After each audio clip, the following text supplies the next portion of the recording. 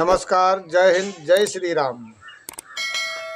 सत्य पर आधारित प्रोग्राम में आप सभी देशवासियों का हार्दिक स्वागत है। आज हम चर्चा करेंगे मधुर सरिस अति लुभावन। जी हाँ, आज हम दीपावली क्यों मनाई जाती है इसके बारे में हम आज चर्चा करेंगे। तो आइए, ढेर सारी शुभकामनाएं शुभ दीपावली एवं भैया दूज की। सभी देशवासियों को हमेशा खुश रहो, आनंद से रहो। हमारे बच्चे हंसते खेलते रहें। हम बैठे हैं, ध्यान दीजिए। तो मेरे नन्हे मुन्ने बच्चों, आज दीपावली कोई मनुवादी, कोई जातिवादी, कोई सनातन धर्मवादी, कोई धर्मवादी, कोई धर्मांतरणवादी, किसी से कोई भी संपर्क हमारा स्थापित नहीं है। मैं सिर्फ सनातन धर्म की बागडोर भीष्म पितामह की भांति सनातन धर्म की रक्षा करते हुए हम अपना प्रोग्राम चला रहे हैं। मैंने 10 वर्षों से सरकार की सहायता किया, बड़े बड़े काम किए, लेकिन हमें कोई सम्मान और ना ही कोई हमें अधिकार और ना ही हमारी कोई सहायता भई।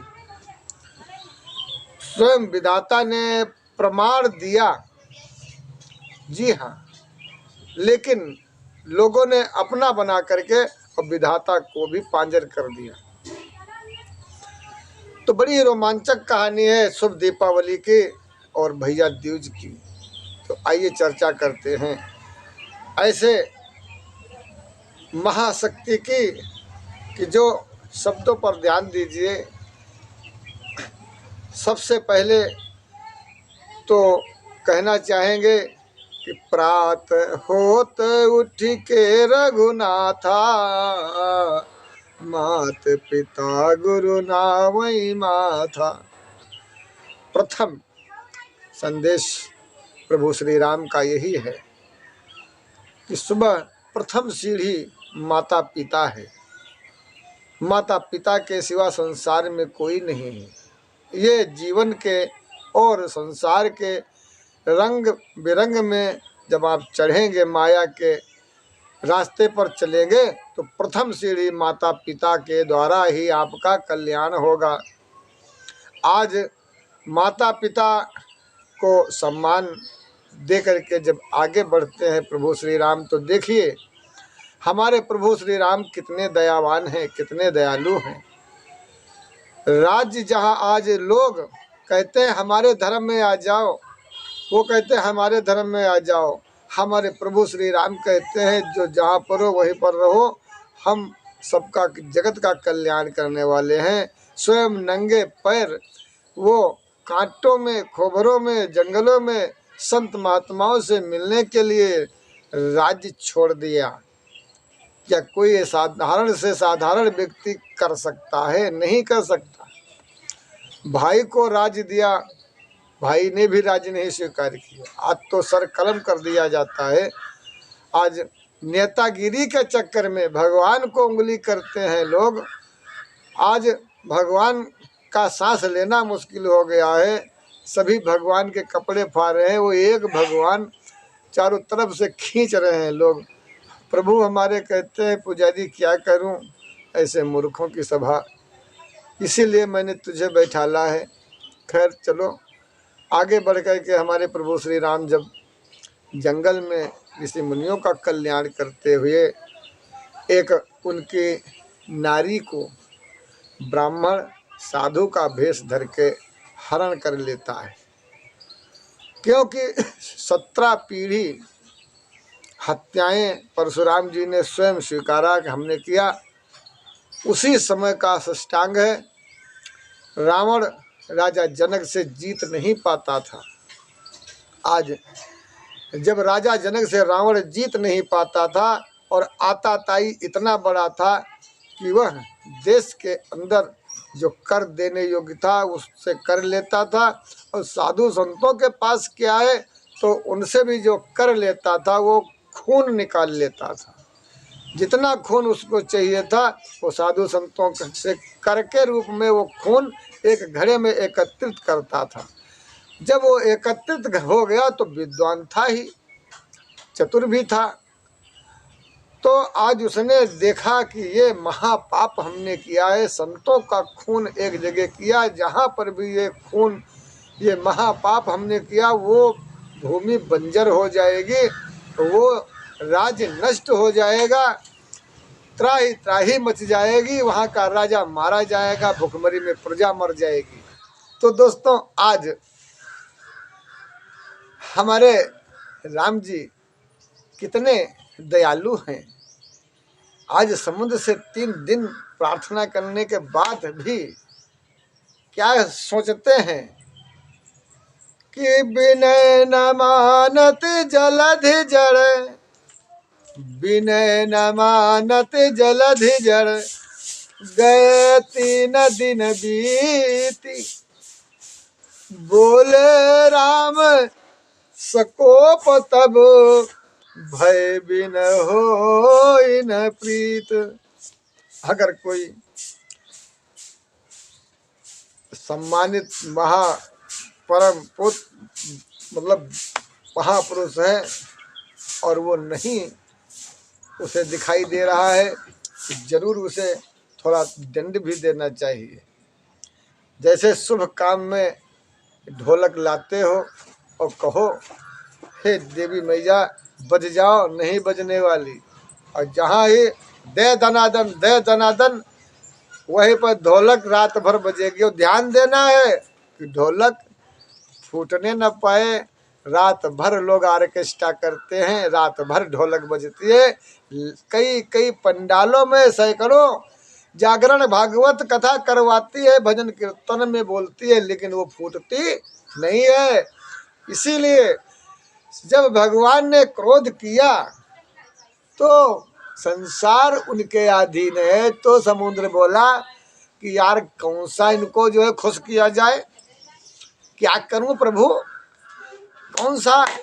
अब समुद्र सोच रहा है, भगवान हुआ मौसम बनाए खड़े हैं, अग्निबाण का संधान प्रभु कर रहे हैं, मंत्र का उच्चारण हो रहा है, आज पूरा विश्व त्राहि त्राहि में लिप्त होने जा रहा है। आज भगवान जैसे ही उस अग्निबाण का संधान करते हैं, तो मैं यहाँ पर बताना चाहूँगा, जो मजाक बनाते हैं ये सोच लेना, तीर एक सींग का तीर था तो 3 लोकों में घूमा। आज वो असली बाण है, तो सोचो संसार में कोई समुद्र की रक्षा कर पाएगा।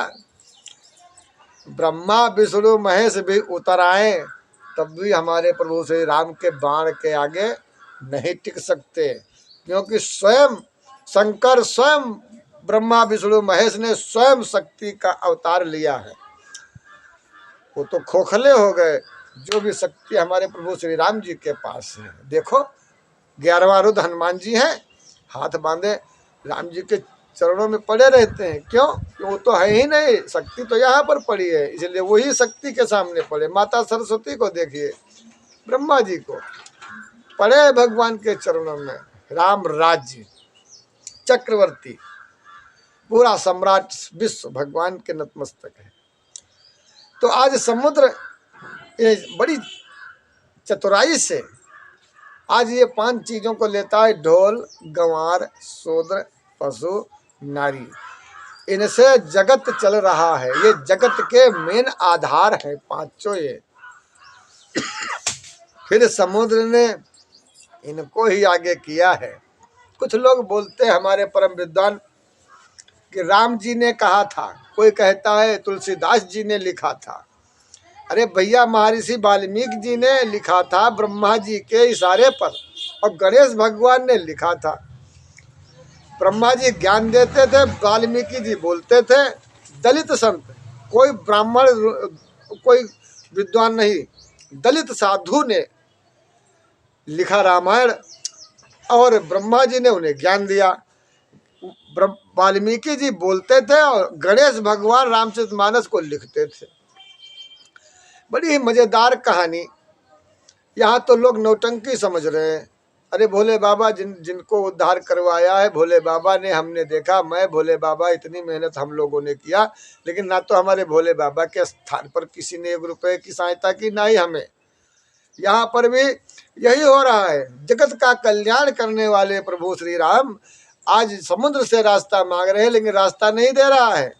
इसीलिए उनको क्रोध आया, आरती करने के लिए नहीं समुद्र की, उसको नष्ट करने के लिए। इसीलिए समुद्र आता है और 5 चीजें थाली में सजाता है, और क्या कहता है कि ढोल गंवार शूद्र पशु नारी सकल ताड़ना के अधिकारी। हे करुणामयी, करुणा निधान, करुणा के सागर, हे प्रभु श्री राम, त्राहि माम शरणागतम प्रभु, त्राहि माम शरणागतम। हे करुणा निधान, मैं उस नारी की भांति हूँ जो अपने पति से है प्रभु, हमारे तो आप पति हो। हे सर्वेश्वर, हे जगदीश्वर, हम तो उस गंवार की भांति हैं प्रभु, जो आपने ड्यूटी दे दिया है वही ड्यूटी लगा रहा हो प्रभु। आज समुद्र इन 5 को आज अपने अंदर आगे एक ढाल बना करके प्रभु से जब कहता है तो प्रभु का क्रोध शांत हो जाता है। कहते हैं अच्छा बताओ ये किधर छोड़ दे? तो समुद्र बोलता है महाराज निशाचर उधर दक्षिण दिशा में है, उसे छोड़ दो। महाराज जी काम हो जाता है। आज समुद्र बता देता है कि लंका कैसे पहुंचना है। लंका पर फिर भी धन्य है ऐसे हमारे प्रभु श्री राम, जिसका भी राज्य उन्होंने जीता उसके भाई को ही लौटा दिया, उसके पुत्र को ही लौटा दिया। विभीषण को राज्य तिलक किया, रावण का राज्य जीतने के बाद पहले ही विभीषण को दे दिया राज्य। कहा भैया हमें नहीं चाहिए, पहले है कोई जो संकेत दे। बड़े बड़े विद्वान, बड़े बड़े शास्त्री, प्रोफेसर, स्कूलों में पढ़ने वाले नौजवान बच्चे खाली इधर से उधर पुंगी बजा रहे हैं। थोड़ा ध्यान दें, संसार में कोई भी ऐसा व्यक्ति नहीं है। हाँ, हमारे प्रभु श्री राम हैं। पहले सेतु बंध रामेश्वरम की स्थापना किया पुल बनाने के लिए, पुल बाद में बनाया। पहले प्रभु ने राज तिलक किया अंगद का, बाली को मारा, अंगद को उसके राज्य वापस कर दिया। हालांकि पिता को देना चाहिए था, लेकिन नहीं, कोई ने वो नहीं, उन्होंने कोई दुभात नहीं किया।